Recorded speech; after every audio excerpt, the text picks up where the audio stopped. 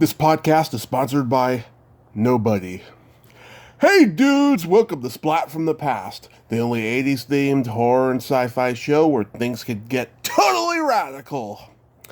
Now today, I will be welcoming a very talented, beautiful, soft-spoken lady, and I am talking about Sonia Curtis.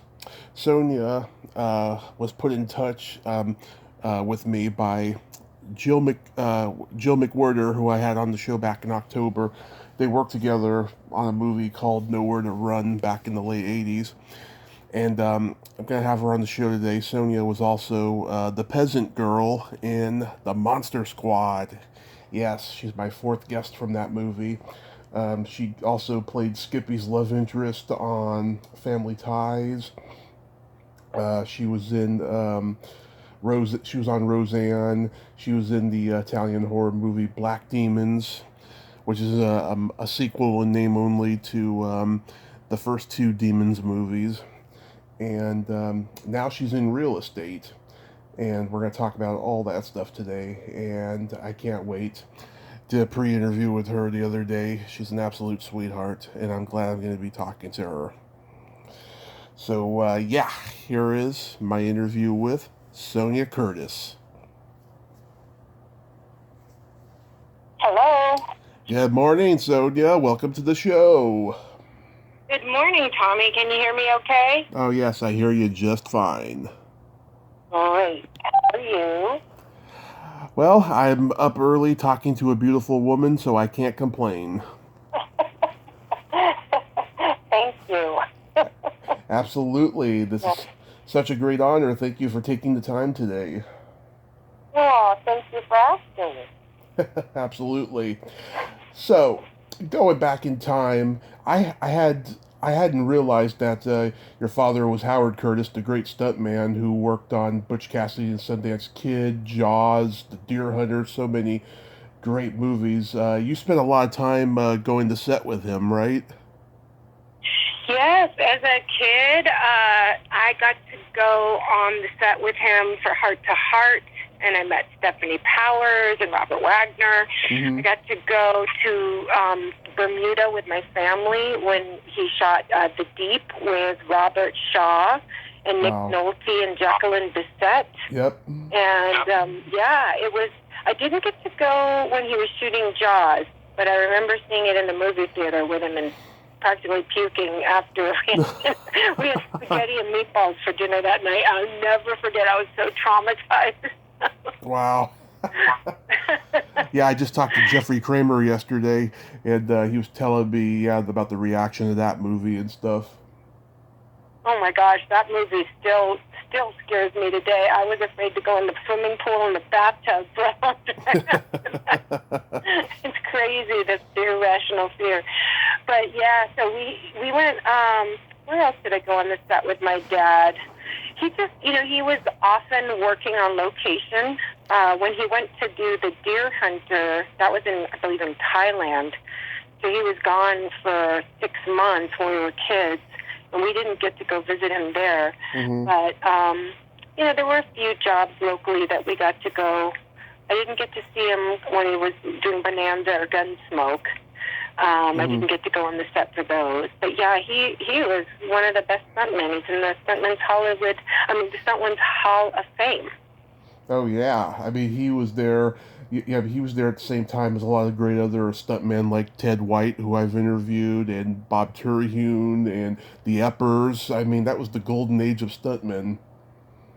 It really was, because before CGI, they actually did all that stuff. I have a photo of him hanging from a helicopter when he was doubling in McCloud. Dennis, what was his last name? I can't think of his last name right now, but the famous actor back in the day.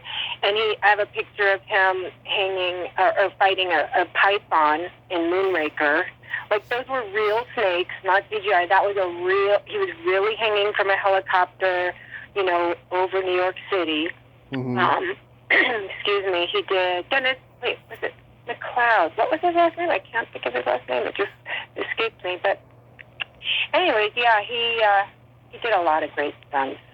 He doubled for Paul Newman. He was the one who did the jump in Butch Cassidy and the Sundance Kid at the end of the movie. Mm-hmm. Wow. God, that's so awesome. So, did you ever have a desire to do stunts? Yes, I did. As a kid growing up, we did gymnastics and ice skating.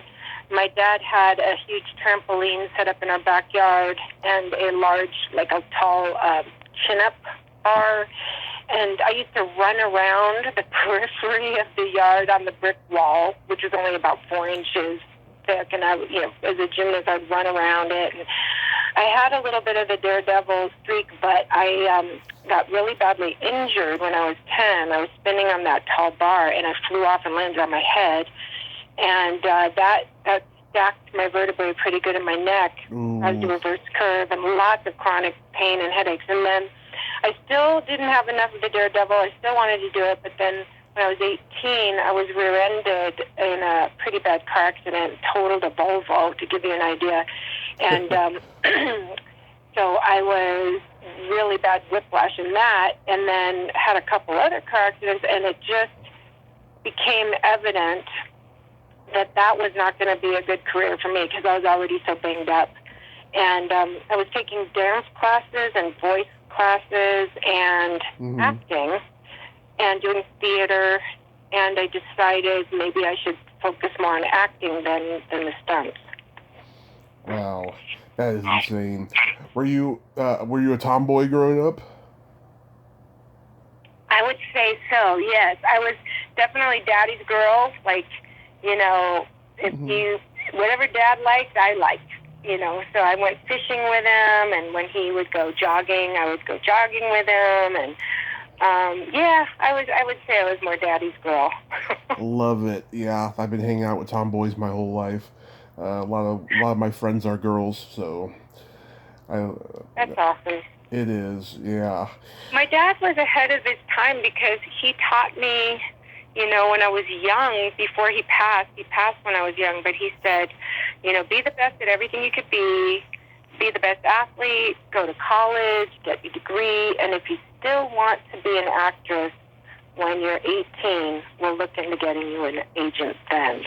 But he prepared me, it was never, well, you're a girl, so you can't be an athlete, or you're a girl, so you're not going to, compete in a man's world. He was preparing me, and he just treated me like I was like anybody else. So I really appreciated that because I never really see the difference. Yeah. Except for when it comes to paychecks. And the Me Too thing, definitely, I saw that. So he was trying to prepare me. He said, it's not a great business for women. If you really want to do it, be good at school, be good at, athletics, and then if you want to, we'll get you an agent. So he was trying to steer me out of it. Yeah. But I had the acting bug. Yeah. So did you do a lot of school plays and community theater?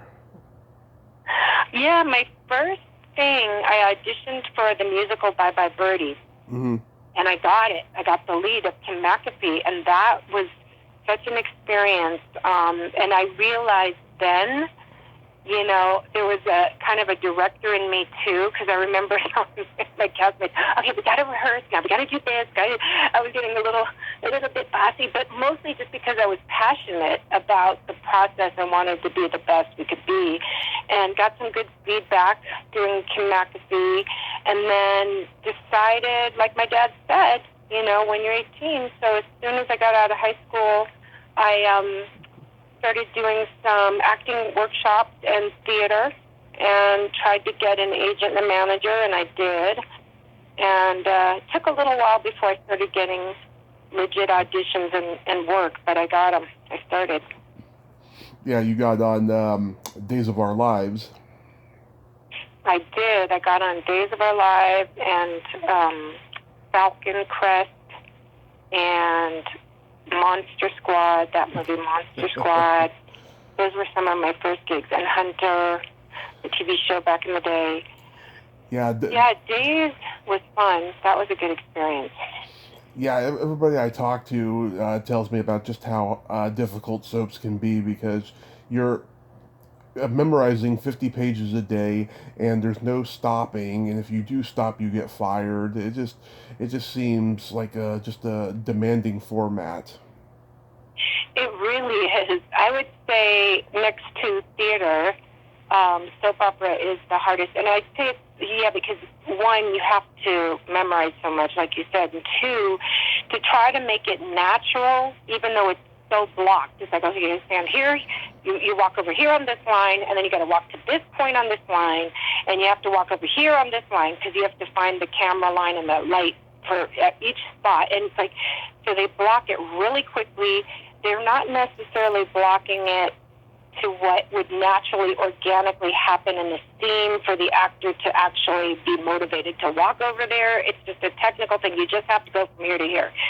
So to make that look genuine and real, and to find like why you're walking over there, in the scene for motivation, you have to do that on top of knowing all your lines at the last second. And I mean, they would change pages. Sometimes you get 10 pages of rewrites the morning of.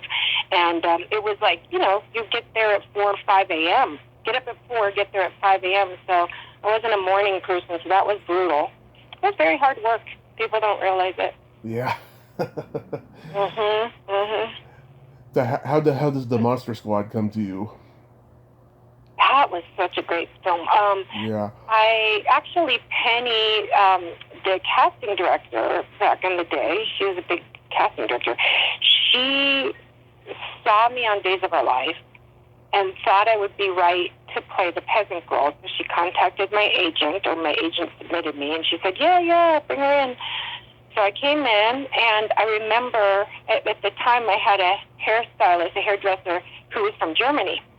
And there was German written into the scene where my character was a German peasant girl, and I had to speak German. Mm-hmm. So I asked my hairdresser, I'm like, can you please read these lines into a tape recorder, that's how long ago it was, and read it so I can get the inflection and the accent and the wording. So she did. And I just memorized that over and over. I just repeated it over and over and over because I'd never spoken a lick of German before that movie. Mm-hmm. And then I went in and met Fred Decker and did the audition. And he directed me. He's like, okay, we want you to be more scared. You have to be even more intense. It's more intense. And I was like, okay. So I did. And I just made it more intense and more scary and had the German down, and I got the part. And that was it. And then we did that one scene I was in, took 5 days of shooting. Wow. We had special effects and stuntmen. And it was fun because one of the stuntmen was friends with my dad, and he was on the set, so that was cool. Yeah. I've interviewed 3 other people from the movie, and I was supposed to interview the director, Fred Decker, but then he flaked on me a couple of years ago. Oh, bummer. Yeah. He's a good director. I wonder what he's been doing lately. I don't know. Shane Black. He had quite a career. Yeah. I don't know. I mean, he's one of those guys like Savage Steve Holland, does 2 or 3 good movies, and then disappears. And yeah, I don't know what he's doing now. But yeah, I mean, I've loved the movie since I was a kid. I mean, I've always known that it was a great movie. I'm just so surprised at how the movie has blown up into cult status over the years. I know. That I gotta say, I've been really blessed in my career because that, for example, going from the, Days of Our Lives, when I got the first call, it was to audition for one of the lead roles, Jennifer Horton. Yeah. And I had bronchitis and pneumonia for my callback. Ooh. I was so exhausted and wiped out because I was waitressing and going to acting classes at night, getting up early, going to, doing 3 jobs. Like I was on my own at the age of 17, so I was hustling. Mm-hmm. And got quite exhausted and sick. So, and it was stressful, because even though it's exciting, you're on display, and they're judging you and critiquing your performance every audition, and you have to get your lines down, and sometimes you have 3 auditions a day. Mm-hmm. This was before everything was online, So I was, you live in Marina Del Rey, drive out to Hollywood to pick up sides, then come back to Marina Del Rey, then go back to Hollywood for an audition, then you have to go pick up more sides, and then you go do your callback for your other audition, and like you're back and forth, and you're changing, and I mean, it's busy. So I got sick. And I had the callback for Days of Our Lives, and I gave it everything I had, because it was a very physical scene. I was to be a runaway, and I was wrestling with Dr. Horton in the scene, and he was trying to catch me. So I got physical in it. I went for it. I gave it everything. They whittled us down to between me and Melissa Brennan back in the day. Now she's Melissa Reeves. Now, Melissa had been a star on Santa Barbara. She already had an NBC contract, and I was a newbie. So it was between her and I, and she got the contract role. She got the main one. But they liked what I did, and I gave it my all. So they said, you know what, would Sonia be willing to do a smaller part and do 2 episodes as her friend, a runaway named Nancy? And I was like, yes. I'm like, that beats waitressing any day. So I took it, and then that character, they gave me 16 days. They extended and gave me a whole storyline. So that was a blessing. Then that's where Penny saw me on that show, which opened up the door to Monster Squad. Monster Squad did really well, became a cult classic. I've just been really blessed. And then Family Ties. Yes, I remember when you were on Family Ties. Yeah, I first auditioned for Michael J. Fox's girlfriend, and I had a crush on him like all the girls did back then. And I remember writing in my journal, like, I want to be on Family Ties. I really was focused. That was what I wanted. And I didn't get the part playing his girlfriend, obviously. Tracy Pollan did, and that's history. They were meant to be together, and that's the way it went. But they called me to play Skippy's girlfriend. Yep. And I was like, what? Really, Skippy? He's not really my type, but okay. So I just went to the thrift store, and I thought, how would Skippy's girlfriend look? Who would fall in love with Skippy? So I knew she wouldn't be the athlete. She would be more intellectual, book smart. I bought glasses for her that were fake. They weren't prescription. I knew she'd be a little quirky and nervous. So I chose a quirky outfit, wore glasses, no makeup, and worked on the nervous energy for her. And I remember I was exhausted because I also had a call back for LA Law that same day. So I was getting back and forth Hollywood, Marina Del Rey where I lived, and then working on 2 sets of sides that were quite a lot of material for both. But I showed up, and Gary David Goldberg was there, and Gary, I think it's owner, yeah, and Allison Jones, the casting director, and the whole room of writers. And I was so exhausted, which works in my favor, because sometimes as an actor, when you're tired, you do your best work, because your defenses are down, you're more vulnerable. You just don't have the energy to try to cover. You just let it rip. So I did, and they were like, I was like, okay, I'm done. I started to walk out, and they're like, wait, come back. I'm like, what? And they're like, where are you from? Tell us about yourself. So they started asking me questions and engaging, which I thought was a good sign. And then when I left, I got the call, you got the part. So that was exciting, because that was, the number 2 show at the time. Yep. And then that episode, it was just supposed to be 1 episode. That episode turned into, they brought me back again. Yep. And then Gary decided, they said, we're going to create a spin-off series for you and Skippy. And they wrote it, they registered it with the Writers Guild. They did a contract for 7 out of 13 episodes to have me return the following season. And that was wonderful, because I got paid a little more. But then they only brought me back 1 more time.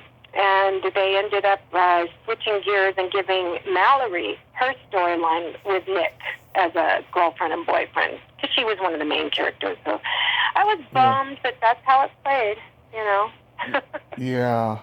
I was supposed to interview Mark Price when I first started the podcast. We knew each other a little bit from stand-up comedy, and he flaked. But I did get to interview this one guy who was in one of those episodes with you, Ira Hayden. Do you remember him? I totally totally remember Ira. Actually, we have a mutual friend, Chris Upland, and I went to one of Chris's birthdays a couple years ago, and Ira showed up. Yeah. He wore glasses, dark hair. Yeah, Ira. I remember Ira. Yeah, he's a funny guy. I've met him at a convention too. He's a cool guy too. He's very nice. Very good guy. Yeah. Yeah. It's so nice when, I gotta say, Tommy, some of the most successful people that I've met, they're the most humble and not affected. They're just very, because when you work really hard and you pay some dues, one, and then two, when you do hit some success, you're just so grateful. I noticed the ones that, I'm not talking about anybody you've mentioned, I'm just saying in general, the ones that are clawing their way to the top, that are really like self, and just, like killing other people practically to get there, they're usually not nice. No. They're usually the ones that are nightmares. And, but like, I met Robin Williams. He was such a gentle, kind person, such a nice man. So humble, so gentle, just awesome guy. Some of the people, Stephanie Powers, like I said, who was quite a big actress when I was younger, when she had the hit series with Robert Wagner, Heart to Heart. Mm-hmm. Very kind, very nice. Robert Wagner, so nice. He's my brother's godfather because my dad works for him on several shows. Yeah. And very nice guy. Just so many nice people.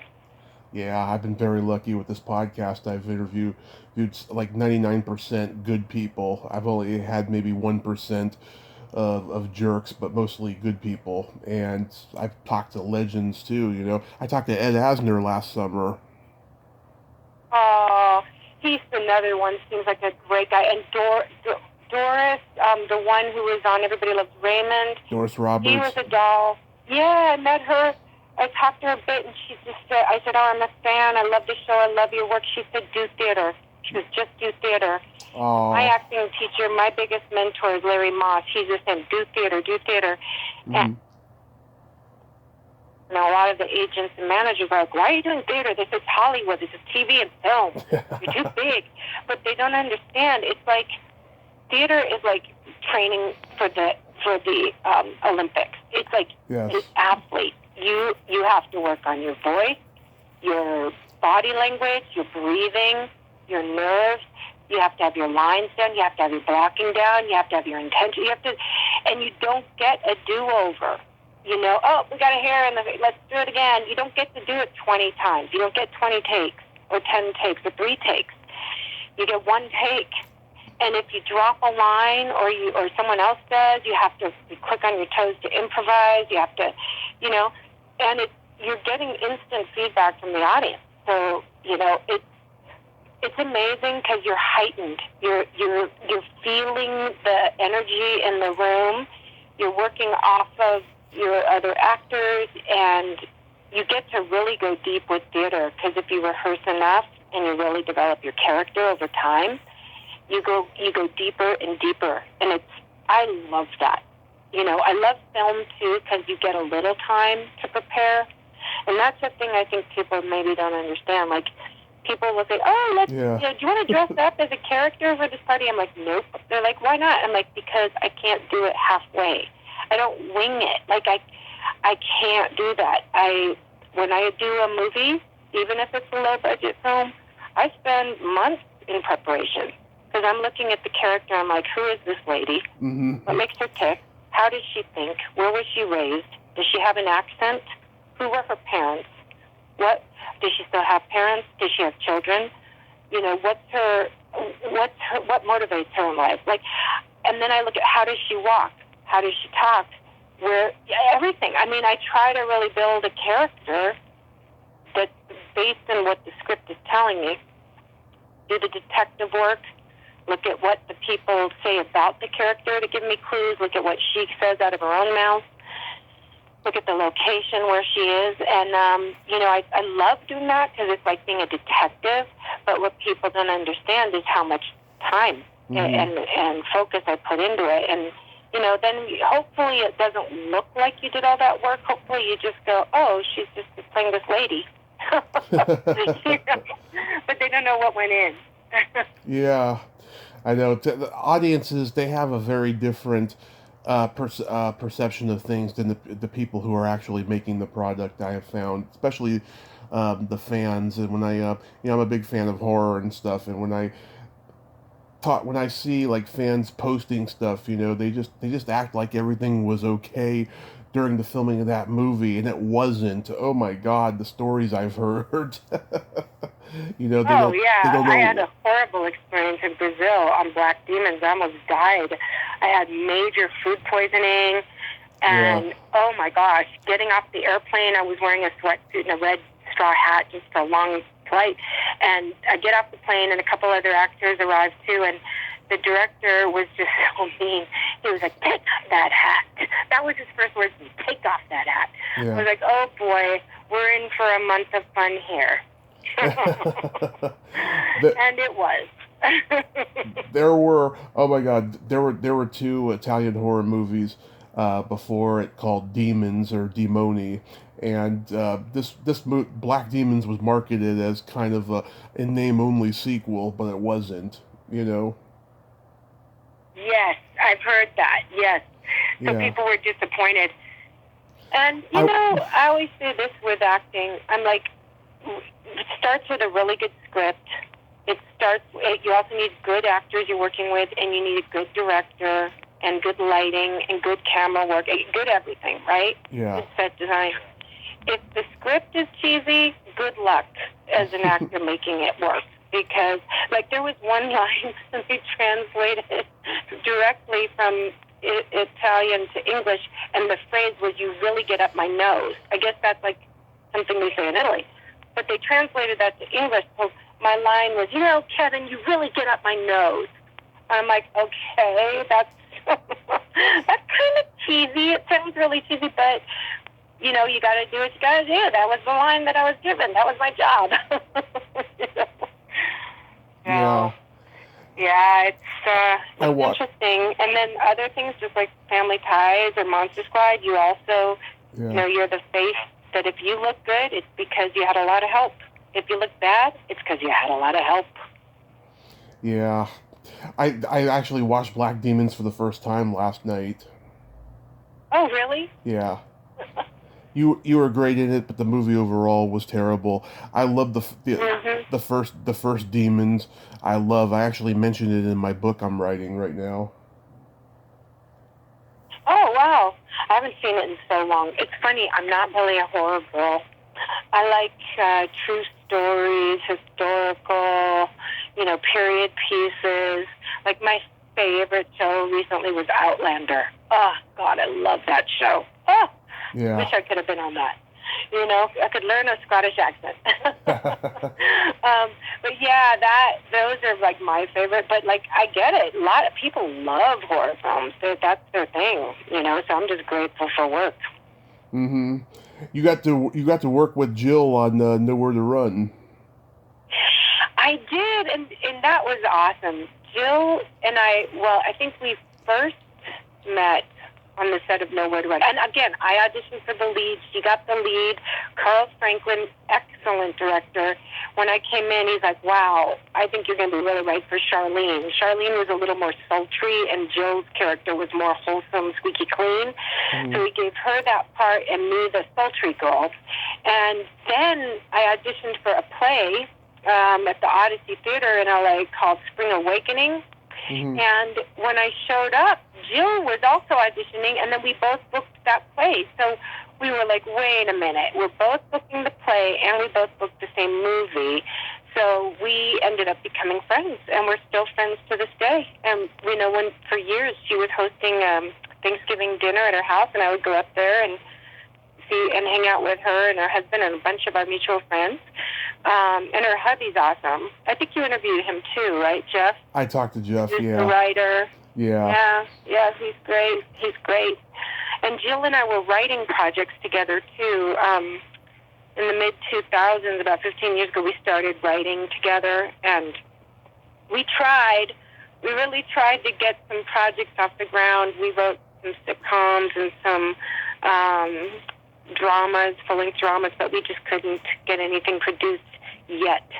But it was fun. We worked together for a while on those. Yes, I mean, God broke the mold when they made Jill McWhorter. I just adore her so much. She's the nicest girl, like lady, isn't she? She's so nice. Yes, And and it she's so smart, but so humble. very, very smart. Yes, and you know, she wanted to talk for 30 minutes because she was incredibly busy, and she didn't want to bore the listeners. And it's funny, she was so engaging, so entertaining. I was like, oh my god, are we gonna get through 30 minutes? We went over by like maybe five, but it was a lot of fun. Yeah, she's amazing. Jill's got a great personality. She's so supportive and so loving and so kind. And yeah, she's just a great lady and very talented. Yes. Very talented. She's like got some serious talent. It just makes me sad that women, when you get over 30, it seems like good luck. You know, good luck getting any serious paying work when I you're hate a those woman words. actress. But it's starting to change, slow but sure. It's just, you know, it's definitely a rough road for women. My dad was right when he tried to warn me of that.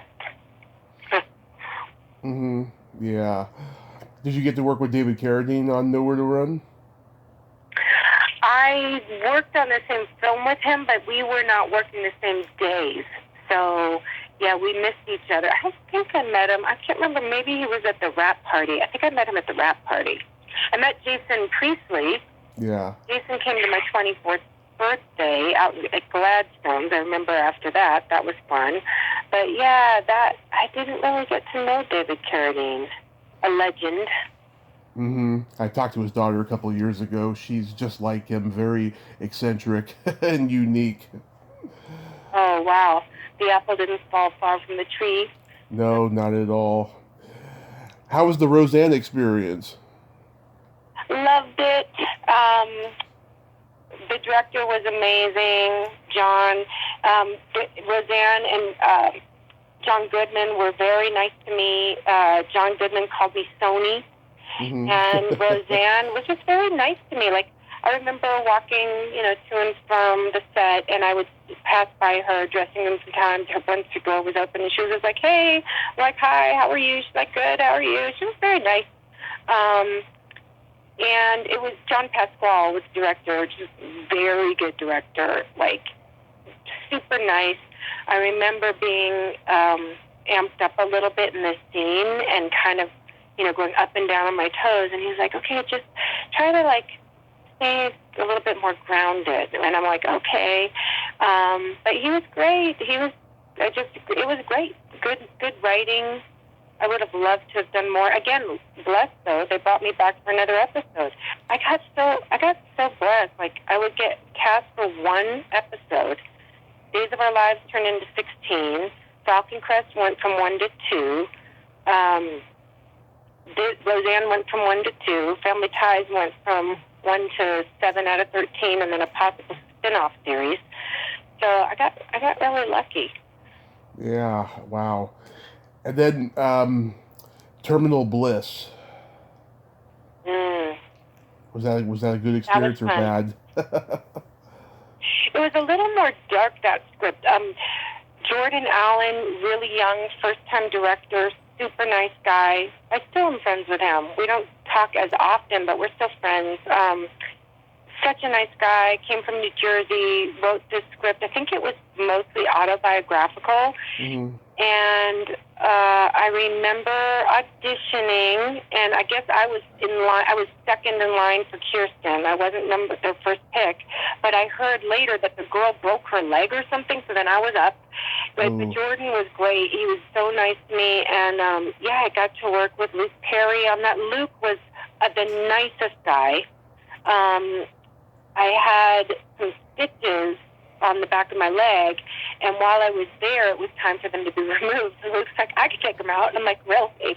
He goes, "Yeah, I've had so many injuries and accidents," because he's like a rough and tumble boy, and he was always getting injured. He goes, "Yeah, I could take them out. I do it all the time." So he took out my stitches at the hotel, and it's just such a nice guy. I'm so sad that he died. And I found out I was living in Sherman Oaks, and so was he. just such a class act. Like, recently, he retweeted a picture of he and I in Terminal Bliss and tagged me, which was just nice, because nowadays it's all about social media presence, and I don't do the best job of promoting. I just don't. But when he did that, I just thought that was so sweet. Mm-hmm. And Luke Perry, who just passed away. He did. He had, I can't remember if it wasn't a heart attack. I think it was a stroke. Yeah. And he just passed. It's just so sad. It was very sudden. And I'm so bummed because I meant to reach out to him and like say, hey, let's get together after he did that. And then I missed it because he's gone. Yeah. Yeah, he's a good guy. I was glad that Quentin Tarantino put him in Once Upon a Time in Hollywood. Yeah. Yeah, Luke was a really nice guy. He was like Midwest, salt of the earth. And when we did Terminal Bliss, that was before he got 90210. Mm-hmm. And then the rest was history. And then I remember, because he was then with Creative Artists Agency, which is like the biggest agency around, right? With all the big, it's like a big, business. They manufacture films and package deals all the time. But I remember there was sort of an anti-media campaign against Terminal Bliss because his character wasn't a nice guy. Yeah. And they were busy focusing on building his career, as villain for 90210. So they didn't want because fans a lot of times, if they don't like your character, they think they don't like you. Yeah. Like I did that character, I was saying I built the character for a film in Florida, and I had to do all that background, and she was not a nice lady. She was like a malignant narcissist, really, because she was very damaged and wounded. And but I knew that's who she was, and it was dark comedy, so I had to bring that. But people were like, "I didn't like you. I didn't like you," and I'm like, "Oh, good." Then I did my job. Yeah. But that doesn't mean it's me. It's the same thing. Luke's character, he was playing like the bad boy that wasn't a good guy in Terminal Bliss, but then he was on 90210. So I think the publicists and the powers that be really didn't want to promote Terminal Bliss. They wanted that kind of shut down. So unfortunately, that kind of happened. We thought it was going to launch my career to another level because of his fame, being, one of the lead actors with him, but it didn't work. Yeah, but I'll tell you though, those movies that went, straight to video, I mean, they were hot sellers and they were on, Cinemax, HBO, Showtime a lot back in the early 90s. That's right. Yeah, Terminal Bliss was all over Showtime, and oh my gosh, it bummed me out though. Like, I would have had so much more income from that, but they went bankrupt. And I'm sure the producers walked away with their money. They've got their yacht. But I got like less than 10% of what was owed me in residuals and back pay, so that wasn't fun. But the art of it, I love. The creativity, I love. The business is pretty rough. Yeah. Yeah. Then you did Soulmates. I did. Thunder Levin directed that, and that was an interesting project as well. Supernatural, I met Arabella Holzbach. She was really nice. We were friends for a while after that. She's a very good actress. Mm-hmm. Tyrone Powell Jr., nice guy. I want to interview him. Griffin O'Neill, nice guy. It was good. And the guy, oh gosh, I forgot his name, Robert he was on a big soap opera. I think he was on Days. One of the soap opera actors, I had a scene with him. Yeah. So bad I can't remember his name. I should have done homework before so I can remember. I got IMDb in front of me. And you forget. I got IMDb in front of me, so don't worry.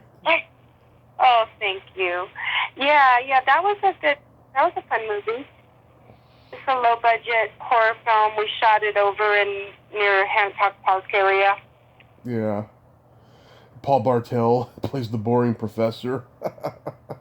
Oh, yeah. And Don Wells, who we just lost. I was so devastated about that.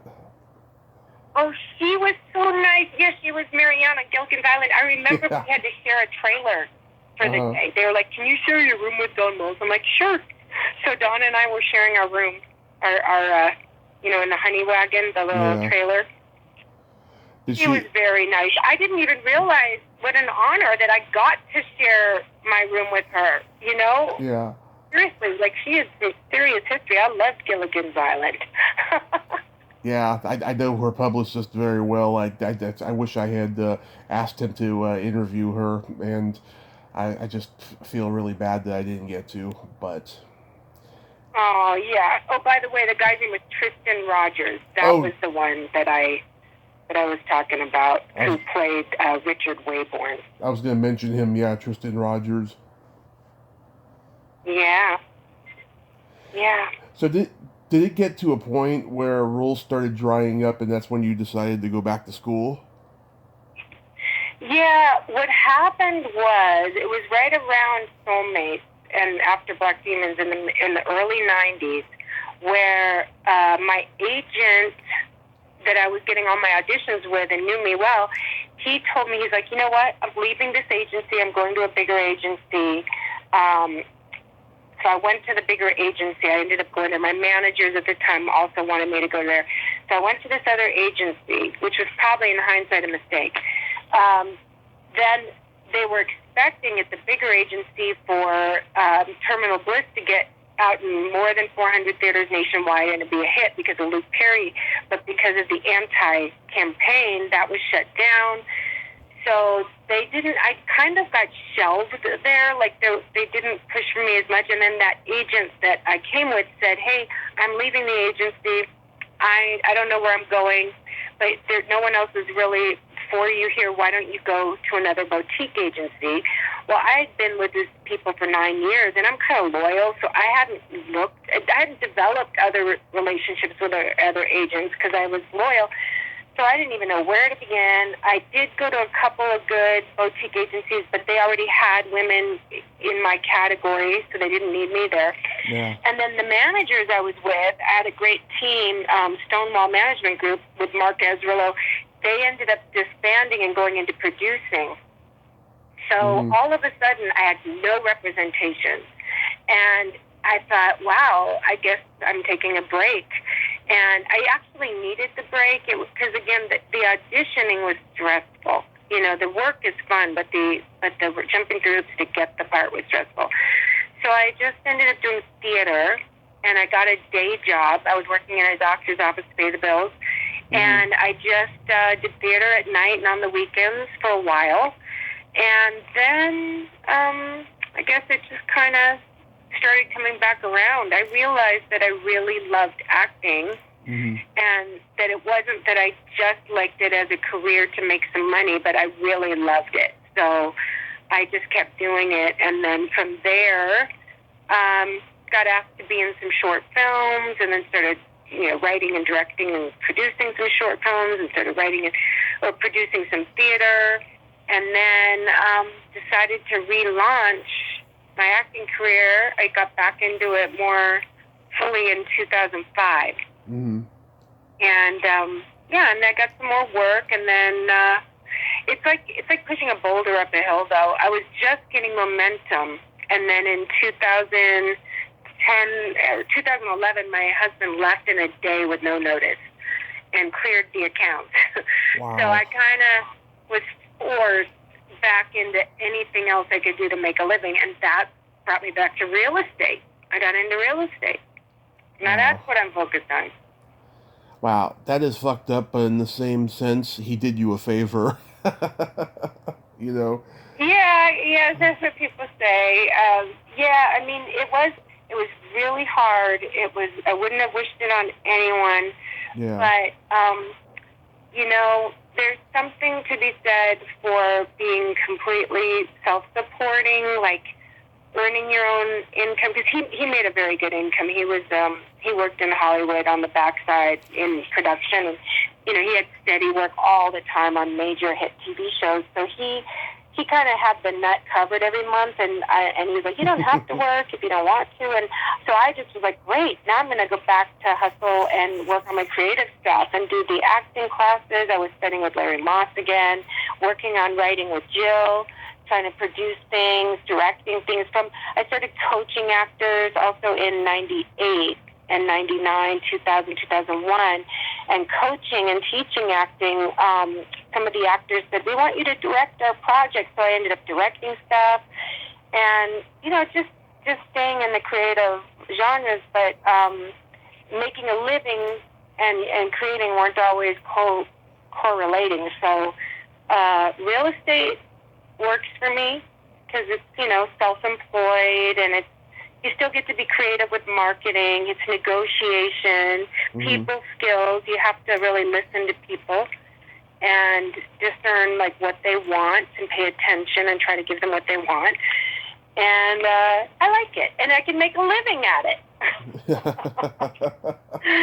Go figures. Yeah, I like it. I've talked to a couple actresses who are selling real estate now. It's just very interesting how they go from acting to real estate, Yeah, it just seems to fit, because, as an actor, you're basically you're managing your own business, right? You have to be self-motivated. You have to be on time. You have to coordinate. You have to prepare. You have to, work on your character, show up, do your auditions, do all that. And you have to have your headshots, your resumes, you have to study and train.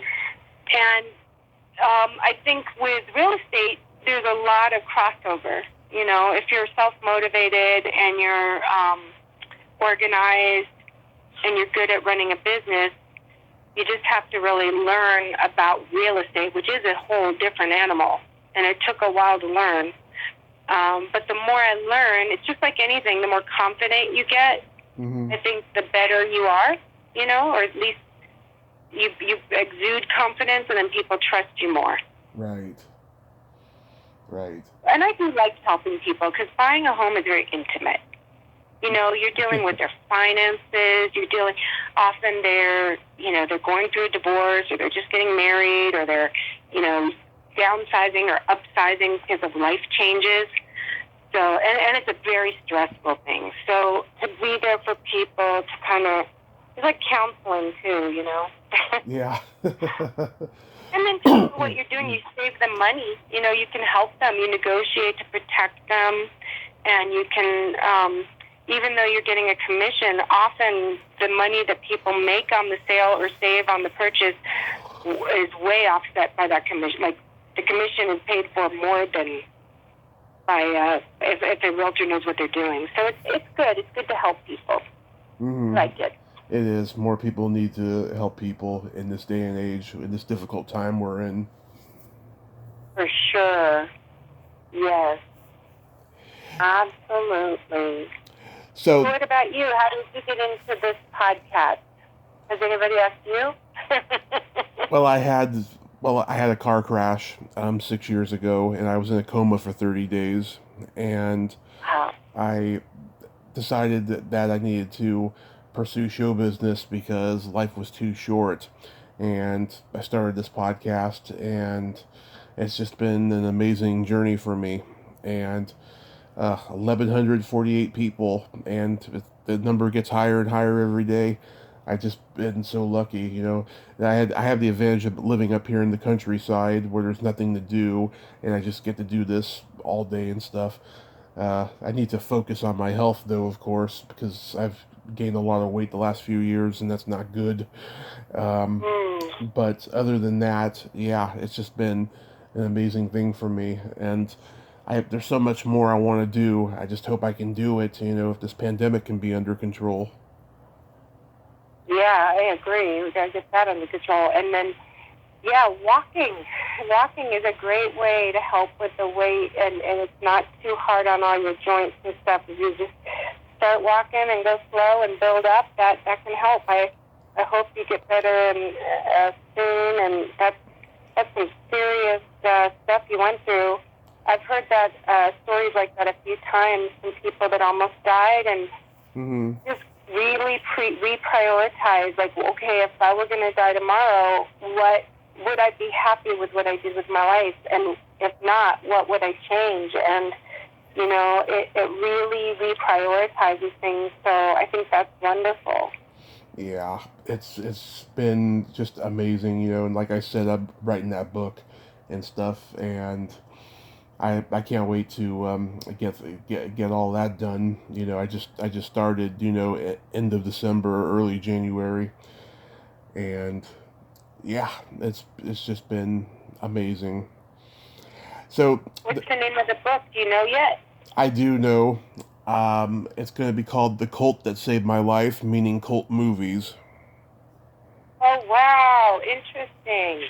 Yeah. Interesting. Then I may Yeah. I may eventually write a book, the Cult That Almost Killed Me. I've been in a couple of circumstances hanging out with people that I realized later I was in a cult. Oh, no. Some toxic relationships. Yeah. Wow. Well, thank God you got out of that. Oh yeah. Oh yeah. I've been sober 6 years now. I haven't drank or nothing. This bar that I was hanging out, it was very much like a cult. It was crazy. Wow. So. Well, cheers to your health.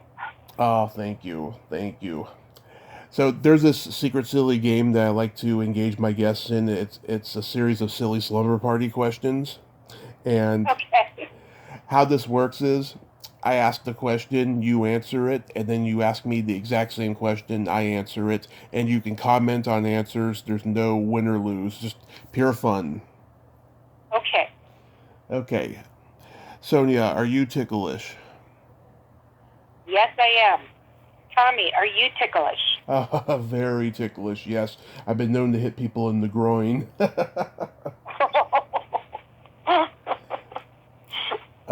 What's your favorite part of the body? It could be anything. Favorite part? Gosh. There's so many good parts to the body. Why pick one? What's your favorite part of the body? The belly button. Why? Couple things. One, I had a girlfriend when I was 6 years old. She's the one that got away. I went to middle school with her too, and she had this cute little outie belly button. And like whenever I see one, I just it takes me back to her. Um, she was the girl that got away. And then also too, they're so tantalizing and so enticing. It's just they're hard to resist. They're like middle ground between being a private part and a non-private part. Got it. That's a good answer. Yeah. Perfect.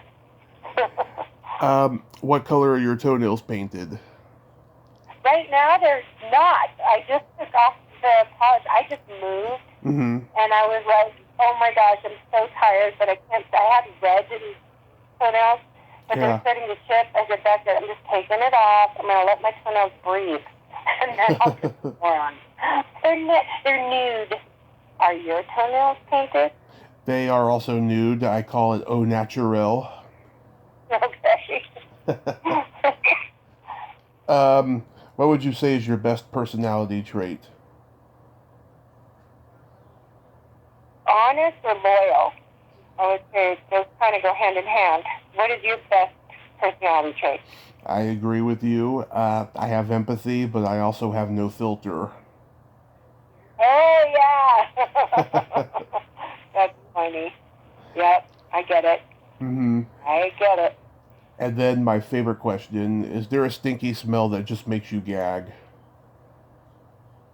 I think what is the worst? Like sulfur is pretty bad, Uh-huh. Or, let me think, what is the one that or vomit. That's pretty gross. That's a popular one. I hear vomit more than any. Oh, really? Yeah. What about you? Is there a stinky smell that makes you want to gag? Either farts or dirty feet. Ew! Ew! Yeah, that'll do it. Yeah, anytime I bring that up to someone with kids, they know exactly what I'm talking about. Oh, a dirty diaper. Ew, yeah. Gross. Yeah. Yep. It's funny, I've probably talked to more actresses who don't have kids that more than any. I think that's common because it's such an all-consuming career. Yeah, You kind of really, yeah, it's just, I don't know. It's interesting. it is. I didn't know that. I think I always wanted to be a mom. That it wasn't my desire to not be a mom, but it just didn't happen. Hmm. Just didn't work out that way. It wasn't because you lost your dad so young that you just didn't have a desire to do it. That's insightful. I mean, I kind of had to be the mom and dad to my brother and sister growing up, so Yeah. I got a lot of that. But then I had to be on my own for so long.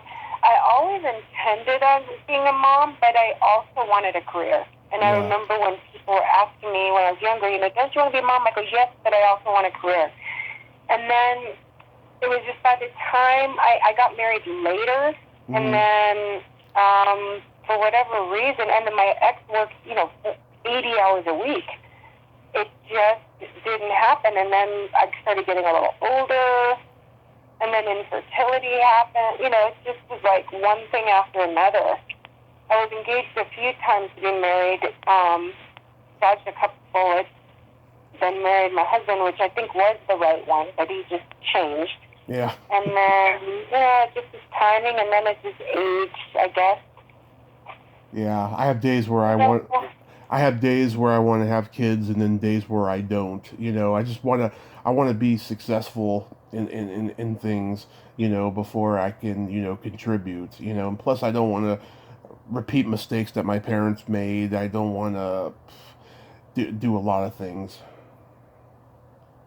Yeah, I was really sad when I realized I wasn't going to have children of my own, but then, and I grieved, and then I thought, you know what? You just have to embrace that is the way it is and make the best of it. So I focus on, I get more free time. I don't have to put other kids to school. Like I get to take care of me, a little bit more free money to travel, more time to travel. But I say that really still sad that I didn't have kids because all my friends that have kids love their kids so much. My brother loves his kids. My sister loves her kids. So I still feel like it's the lesser of two things. But since it is what it is, I'm just choosing to embrace the best part of that. Hmm. Wow. That is very insightful. Thanks. Well, Sonia, thank you so much for coming on today. You are just amazing and a lot of fun.